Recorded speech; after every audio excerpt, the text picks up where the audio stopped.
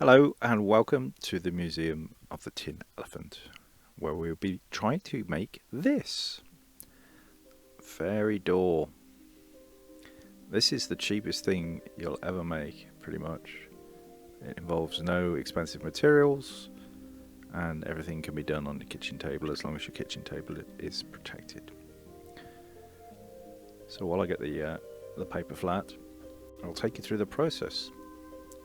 A lot of this is sped up, but once you get the first basic techniques, you get the idea, and you can design your own.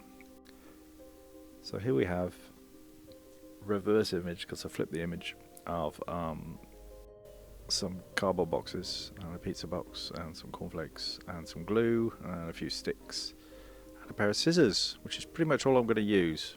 So most people have access to this, and yeah, sorry, the image is flipped. It's just the way it cuts from the camera, so I just have to flip it around. Plus, it probably prevents copyright strikes, right? So I'm just cutting out some card, and this card is quite thin, so I doubled it up, and I'm gluing everything with wood glue, PVA. Spread that thin, slap another bit on it, stick that down. Now it is a bit shiny, so I put some weight on it just to let it sit there, and that's sitting underneath. Now, while it's sitting underneath, I started with a sketch of my design of what I wanted my door to look like. So I like the idea of an arch door, so I put a little arch on the top with a lintel at the bottom of the step as you go in, and surround it with some stones, sketching out the wooden planks for the door itself, and then the window that will be in the door so you can see the light coming out. Here I'm just cutting up my elements. Not really trying to make anything here, I'm just trying to gauge sizes. So I'm using that shape to trace out my main door area, because I want to cut the planks. So what I'm doing with these, you could stick them down like that if you want. What I'm doing is I'm using an emery board there, like a nail file, just to take off the edges of the cardboard. You're trying to chamfer them down a bit, and I'm also messing up the straight edge of those cuts that I made, because the roughness of the plank finish I want to look. This is going to be an old door, as you've seen by the preview, and I don't want everything perfect, so just use your artistic license here and rough things up a bit, you know. And I'm just gluing them down using my sketch as a guide. So again, it's thickening the cardboard, it makes it a bit stronger.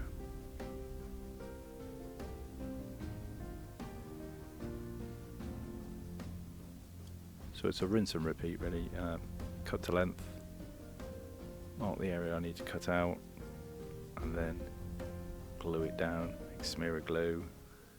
Best bit of this job is peeling the glue off your fingers. Takes you right back. I'm roughing up the other side of that card a little bit because it's shiny and I want it to glue properly.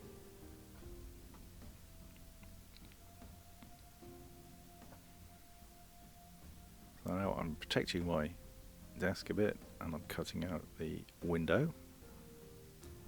This is going to sit on that thickened piece of card I did previously. And roughing up the other side, lots of glue, slap it on. It dries pretty quick actually on paper. Patting it down. The only danger is as it dries up, it could potentially warp if one bit's a little bit damper than another, so you'll see me put some weights on in a minute. And this is the outside part that I'm going to put the stone effects on, little stones that I'll cut out. So I start blocking in the door frame. The door frame will be made up of separate pieces that are slightly above the main door, just to give us a semi 3D look. You're not trying to get fully built 3D here, but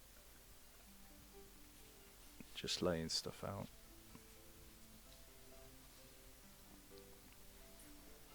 I'm recording this quite late at night, by the way, so I'm a bit tired. I don't really think it needs that much narration, and I'm sure you get bored of listening to my voice, so you can see what's going on. Cutting out the lintel for the step. I want the step to be thicker than the door, so I'll stick that on first. and then there's a second ground plane really. Do your own design, you don't have to copy mine.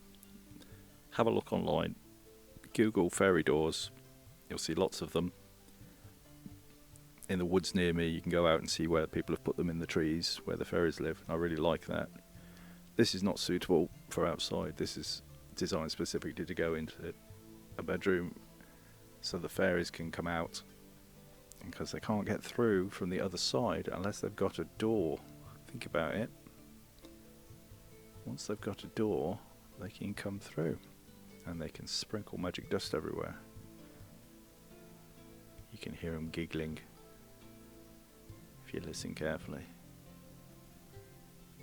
So what I'm doing here, slightly tedious, but you know, rinse and repeat again, is I'm cutting out square shapes, rounding the corners on them, using my file to get the rounded edges a little bit of an angled chamfer on them, so you don't get the square of the cut, you kind of round the edges a bit. And I'm randomly sticking them on around my door to represent stones. There's a house built into stones. I'm putting weight on there, you see there's 2 weights I'm using, just to keep everything flat while it dries up so it doesn't warp. Here I'm just liberal use of the nail file. You could use sandpaper. The nail file's handy because it's a bit more solid. And you just have to zen it. You just have to go, I'm going to do each piece as well as I possibly can, because that's the only way the fairies will appear. They don't like shoddy stonework.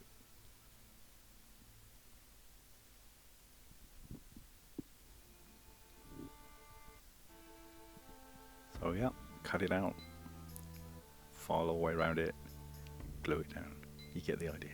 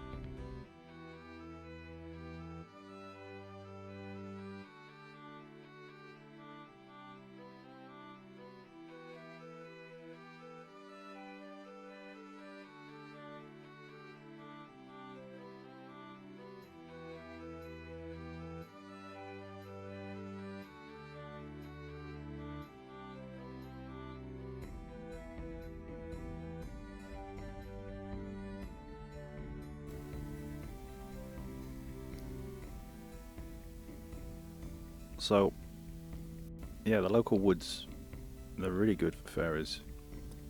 I'm thinking of putting a sign up just where the path goes across the woods, because a lot of people use it, and just saying quiet please, fairies crossing, and a little triangle with a fairy image in it, and just go and gorilla plant that somewhere, because loads of families go there. And at one time I was walking there and I was passing a family, I said, oh, I saw the fairies up ahead, and the kids' faces, because people have put little wooden doors and walkways and things. A lot of people do that, which I love, because it's magical.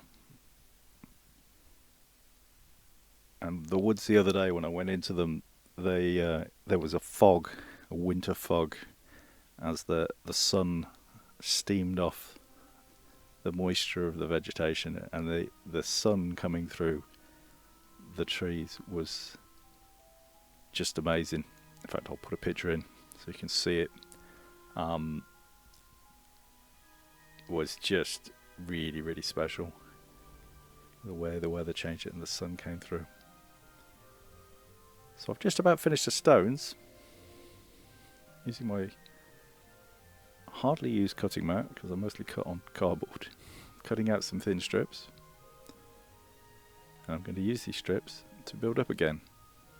So I'm just thinking about the depth of it. I want the obviously the lowest point is the window at the moment, which is the room behind the door. Then you've got the planks of the door that make it up, then the frame, and now I'm building up on top of that again because I felt that it just didn't stand out enough. So obviously you can use thicker card, but I'm working with the same dimensions here, so I'm just layering it up. Mark off the angles. You can see me there just using the file again, just removing those two perfect edges. This door has been there for at least 150 years. It's been painted a few times, but it's been there a while, so nothing is perfect.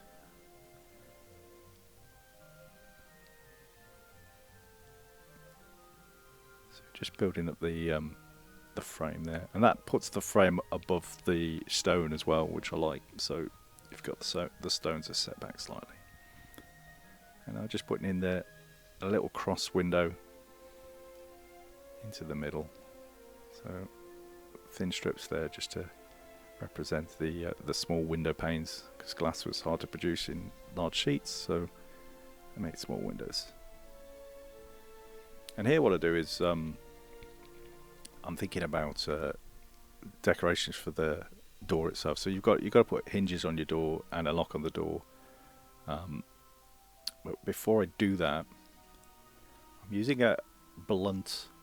It's actually a drill bit, but it's blunt. It's not sharp, and I'm using that to score and mark the grain lines in the wood. A little bit cartoony. The whole thing is very cartoony. You want it to exaggerate so you can read it well from a distance, but what I'm doing here is it's just marking in wood grain, and that will be more apparent when it comes to painting, because when you paint it you're going to be dry brushing that wood grain. This is a thinned amount of PVA glue, which just is going to seal everything down and glue it all together. I sat it down and weighted it again, and I'm using my little metal bar there to just mark a little bit of texture on the stones as well, so that when we come to dry brush things and use the paint, there'll be something there that's an additional layer of detail. You don't have to do that, you could just paint it as is, but if you take your time, just press into the wood there, it will add a nice level of detail on top of what you've got. So I'm using a little punch there, and I'm punching out tiny bits of card.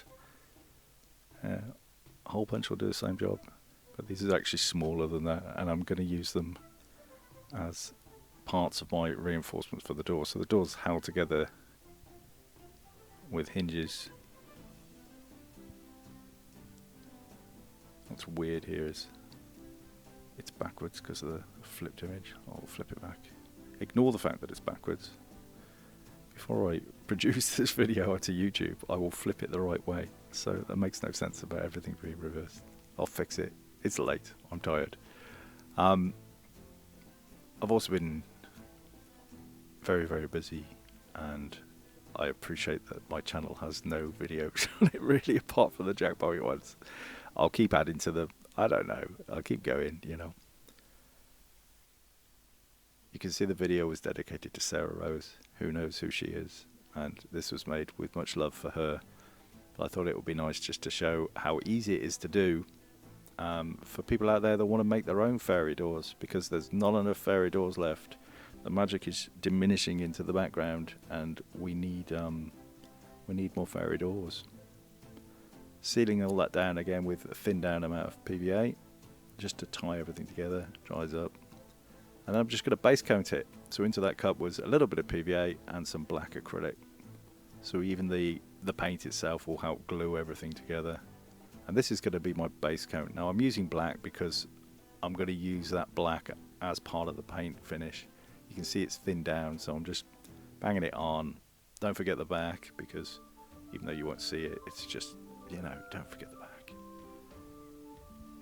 And you can see, because it's shiny card and all of that, it's going to take a few coats to do. So I'll just dry it off with a heat gun and then hang another coat on. I love watching it speeded up like that when you're drying.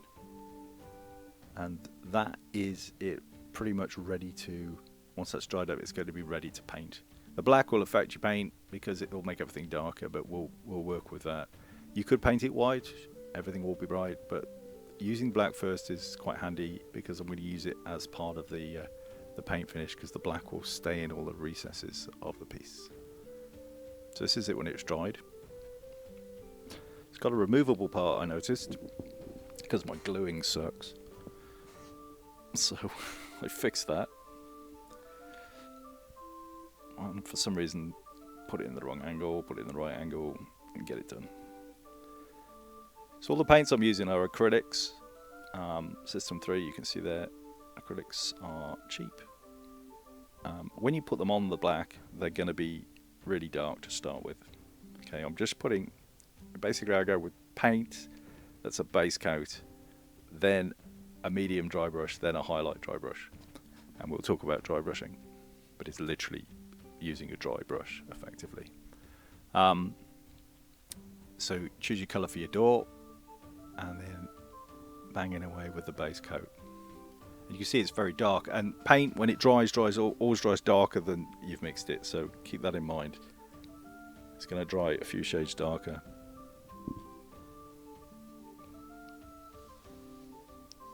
So just going into the detail, making sure that everything that should be green has a good base coat set to it.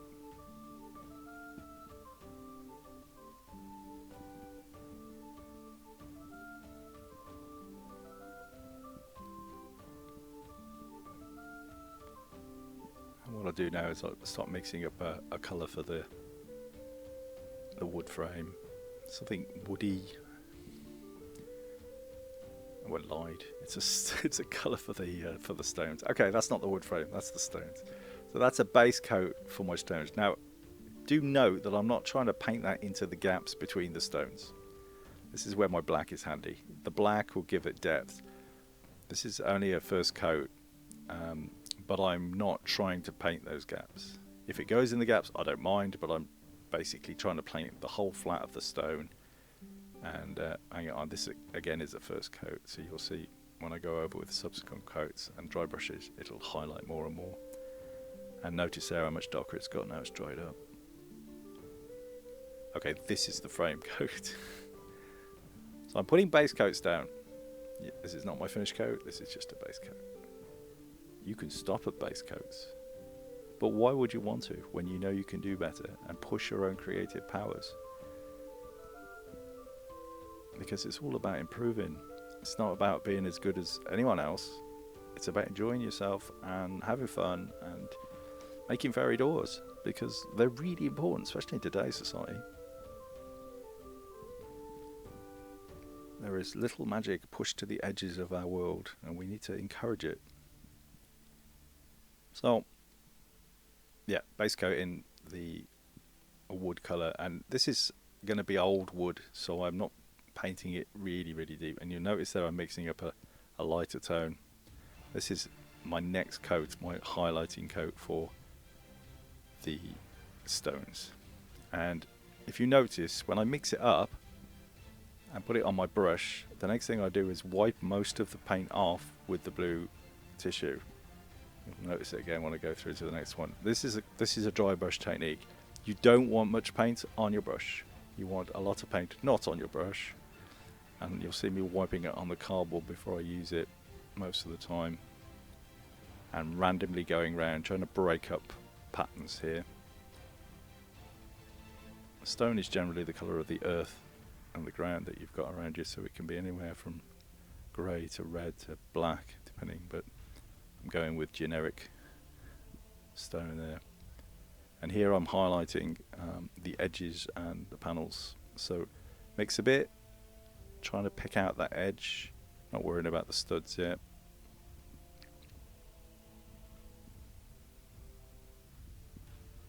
Mix a slightly lighter colour. Okay, this is green for my door when it's lighter. You see, and wipe it off. You see me wipe it off? Wiping it off. Bit of a jump there, I don't know what happens. So here I'm trying to deliberately paint over everything, not in the spaces between the wood panels, leaving the black in there again to create that depth. But this will start really highlighting the actual panels, and I'm dragging the brush across them and allowing that paint to come off on the highlights. Because as you remember, we actually textured this with a drill bit, using the blunt end of the drill bit, not the sharp end. And as you pull it across, the paint will naturally catch all of the highlights. Now you have to be a little bit patient with this. It's not an overnight thing. Well, it is an overnight thing. It's not an instant thing. Take your time. Do it in layers. It's easier to build it up than take it off. If you go too far, it will lose what you've done underneath, and you'll just be painting over the top. You can see the lines between the planks are getting more defined because they're still black, so none of that green paint's going in there. And I take a lighter colour again, wipe it off. You see me wipe it off on the cloth. Don't go straight in from that paint palette to your brush, like I just did.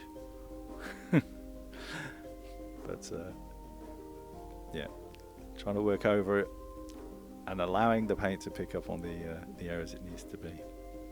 You can practice this technique. If you get it wrong, that's good, because you'll learn from getting it wrong. I mean, to be honest with you, this is the first fairy door I've ever made like this, so I've never made one before. So I'm sure if I made 10 of them, my 10th one would look a lot better than my first one. But I wanted to make this one. Now you can see me just using that flat brush to pick out the edges of the planks. Now that will help highlight things. I'm not trying to paint the whole plank, I'm painting the edges of it just to highlight them. And a little bit on the main part just to give a variation. You can give a variation to your tone, it's going to look more naturalistic. And I really like the way that the colour punches out now. Mixing up a dry brush of highlighting grey. So this one's lighter than the previous one. And I'd never really recommend just going with white, it will be too contrasty, so we'll just have a little bit of black in there. And when I mix up my stone colours, I normally put a bit of brown in, because black and white are too stark, really, too stark a grey.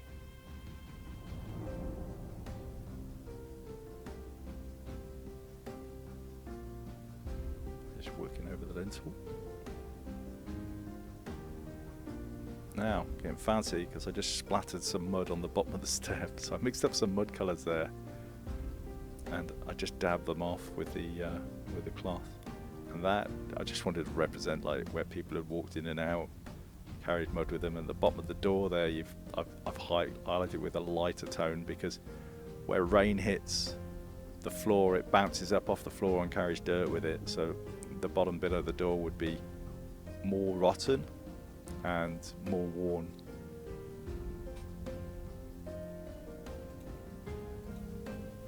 Okay, I'm just being a bit fancy here. What I'm doing is dropping in some lighter tones just to break up that vast area of green.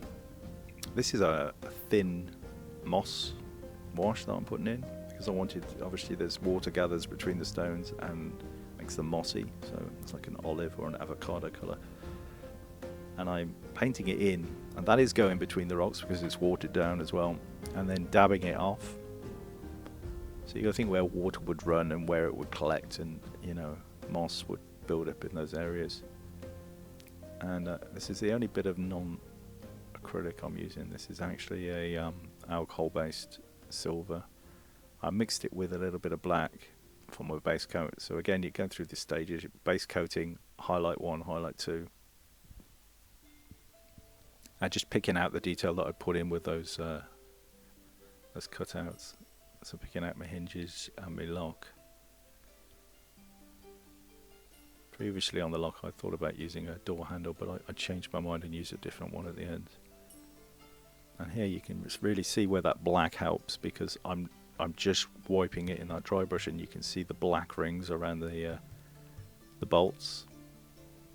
And it really just helps punch them out. You can go back actually and use a black ink or something around those, and it will really punch it out again. So you can go in with like a wash ink. But what I'm going to do here is I'm going to rust them up, and I'm just throwing in an orangey, rusty, watered down paint here. And again, if it's watered down, it's going to run and it will collect in the areas that water would collect because it's water, and therefore give you a more realistic look. And I'm just dabbing it off with my fingers to take it off and running it down the door a bit. I think over the years the rusty locks and the rusty hinges. The only thing I thought about this, if you really get into fairies, is they don't like iron. So technically, I don't know how this door was good for them, but I maybe there's a spell on it that allows them to pass through, because it's the only thing I thought about with rusted iron. They wouldn't be going and using a door made of iron, but we're making a representation. Now, I know I wanted to paint like light coming from inside the room. I didn't want to go with fancy LEDs with this because it's very flat. You could, and I'm sure somebody will, and that'll be brilliant, and I love you for it, but I didn't. So I need to represent it with paint, and because of that black, I knew if I was going to put a yellow on there, it would take the longest time to actually punch out, so I put a white down first. Now I'm rushing this, and it bites me in a minute, but you'll see that, because I didn't let that paint dry properly before adding my next layer. There I'm just putting a bit of yellow around the door frame to sort of simulate the light spilling out and highlighting the edges of the door as it's spilt out into the open world. And now I'm going to snip off the leg of an upholstery pin, which I have, and use that as a door handle, because the pin leg was too long and it would stick through the other side of the door. I'm just sanding it off to break it down a bit and weather it, take a bit of the finish off it. I weather everything. I can't not weather something. I'm very bad at making new things. Hold it down with a bit of super glue, and then I'm worried about it might come off again, so I put a bit more super glue behind it, because I want to make sure that's held in.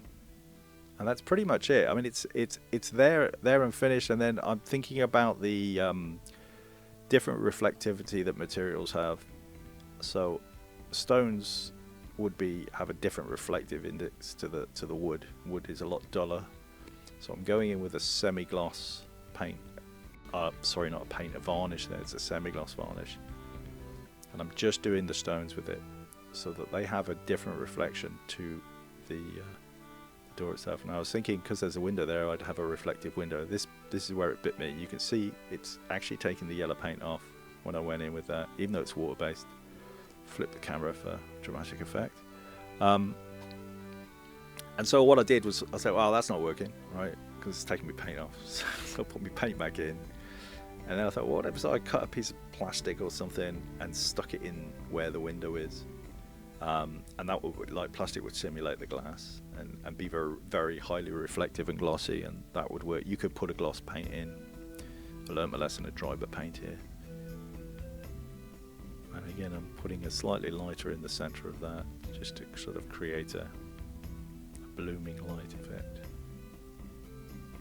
And the yellow, the bright yellow there, is a good contrast to the dull of everything. I mean, it's a very naturalistic colours. You can go much brighter. You can have a bright red door and, you know, bright yellow surrounds and white hinges. You go to town. So there's a little blister pack I had of something, a very thin plastic, and I just trial and error this cut out. Because of the central piece that I'd put in already, I have to cut 4 single pieces out. It might have been better to put it in first and then put the card over the top of the plastic for the cross member, but such is life. And so these are like the finishing touches, really. Do your own design, sketch it out, have people you love do the project with you, spend time together. You know, it's important. All this craziness of the world, and we just need a little bit of space for our imaginations. You could do 5, 6 different doors, couldn't you? Bigger ones, smaller ones, the different creatures. The boggets need to get in and out as well. They're bigger than fairies. You know, and would it be a double door? You could make a hobbit door. You could make a round door. you know, have a look online. I think I did colour this green because of the Hobbit door from Bilbo Baggins' front door, but I didn't want to go and rip off the design and just do a circular door.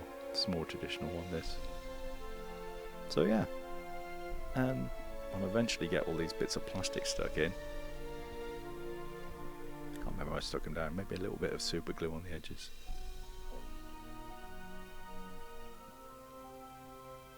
We'll just wait for you to finish, Dave. You'll be fine. Take your time, mate. We'll be fine. Fiddly, eh? Big fudgy fingers I've got. And bad eyesight now at my age as well, so this is all good fun.